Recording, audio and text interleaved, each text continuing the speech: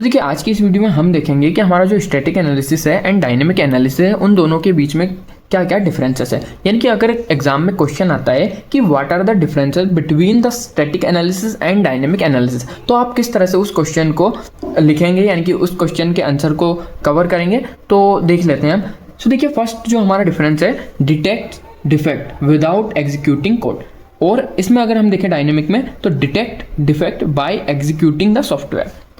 तो यानी कि इनसे क्या पता चलता है कि हमारा जो स्टैटिक एनालिसिस है इसमें हम कोड को, हमारे प्रोग्राम को बिना रन करें, यानी बिना एग्जीक्यूट करें बग्स को, डिफेक्ट्स को फाइंड करेंगे। एंड डायनेमिक एनालिसिस में क्या होगा कि हम हमारा जो प्रोग्राम है उसे एग्जीक्यूशन के दौरान ही, यानी कि एग्जीक्यूशन के टाइम पर ही डिफेक्ट को फाइंड करेंगे। तो इस तरह से पहला डिफरेंस हो गया कि इसमें हम कोड को एग्जीक्यूट नहीं करेंगे तभी डिफेक्ट को फाइंड करेंगे, इसमें कोड एग्जीक्यूट करने के बाद या फिर कोड एग्जीक्यूशन करने के दौरान डिफेक्ट को फाइंड करेंगे। Then prevent defect early.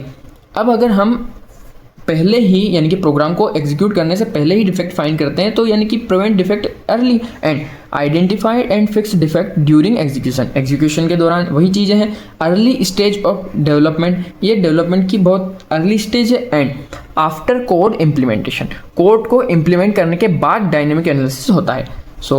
यानी कि ये वाली जो स्टेज है स्टैटिक एनालिसिस, ये कोड को एग्जीक्यूट करने से पहले ही परफॉर्म करते हैं। एंड डायनेमिक एनालिसिस कोड को एग्जीक्यूशन के दौरान या फिर कोड को एग्जीक्यूट करने के बाद।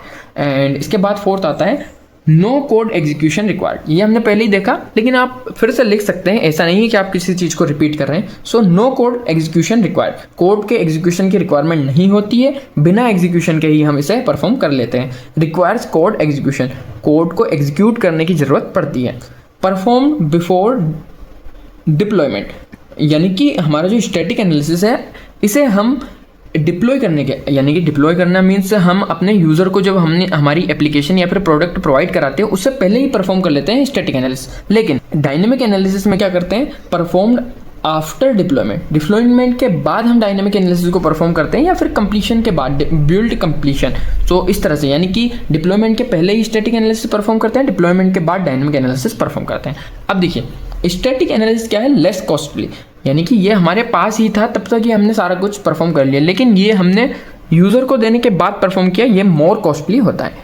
इस तरह से हमारा एक और, यानी कि 6 नंबर का डिफरेंस हुआ। अब देखिए अगला जो डिफरेंस है, users checklist reviews and documents.